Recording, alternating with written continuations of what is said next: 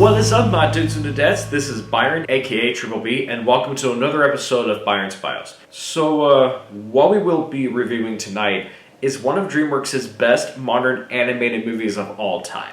And you may know this very well, as much as I do. And I remember seeing it in theaters when I was like 9.5 years old. We saw it in 3D, but it was still amazing. And with that being said, the movie I'm talking about is the one and only How to Train Your Dragon. Not the new one though, I'm talking about the old one from like 15 years ago. So regarding the plot itself, the story is about Vikings and dragons on the Isle of Berk, where we get this young Viking named Hiccup, who is a teenage son of the Viking chief named Stoik the Vast. And Stoik wants Hiccup to slay and capture the dragon. Although he isn't into that, he still manages to injure the Night Fury. And when he fights this one interesting dragon named Toothless, which you may know why, instead of capturing him, he figures that he would rather take care of that dragon and train him by learning to work together, even though Toothless is Hiccup's Night Fury, and how to be a heroic instead of being an enemy. Despite the constructive relationship between Hiccup and Toothless, Stoik sets off for Dragon Island, determining to destroy the dragons, and it's up to Hiccup to find a way to prevent Stoik from his sudden revenge on a rare dragon like Toothless. And you know, I don't remember too much of the movie, but I do remember the story quite a bit, so no worries on spoilers. So first we have the storyline of the movie. It is very detailed, that you can tell that they dug deep into making this film as great as it can be, with it taking place in the setting itself as an island surrounded by the Norwegian Sea, which explains why the Vikings and dragons are extremely important in the story. And the setting of the movie itself is also based in the Scandinavian culture, so like that makes a lot of sense regarding the context. I mean, other than that, everything else about the storyline was well written, well made, and well done. I will say that the CGI animation is great for what it is, and you could tell that it aged really well based on how DreamWorks took this movie very seriously. And as for voice acting, it is very interesting how the Viking adults had Scottish accents and not the Norwegian accents. And like the teens themselves only have regular American accents. Such an interesting choice for the characters in the film, but I kind of like it. Like, I thought every voice actor did a great job with their voice talents. And of course, we can't even forget about the music scores. They were conducted and composed wonderfully, as they made the movie felt like an adventure film rather than just your average animated film.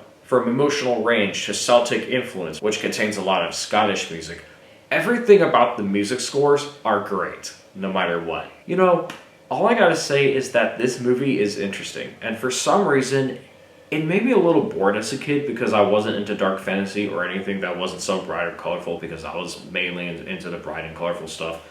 But now looking back at it, as an adult, it interests me a lot more than it did. And I mean, I still enjoyed it no matter what, and it somehow became a hit because of how great that everything was in the movie. It is actually based on the book series that I didn't even read because I didn't know that there was a book series until I just randomly looked it up. But overall, I will say that DreamWorks knew how to make this movie really well, how hard they worked on it, and it showed a lot of progress that they made. I mean, as it was released in 2010, it was a humongous year for DreamWorks because they released not one, not two, but 3 theatrical movies. I mean, you had this and Shrek Forever After, which was the 4th and final movie, but that is no longer the case because we all know why. And the first Megamind movie. It's interesting because they normally release 2 theatrical movies in a whole year, sometimes 1.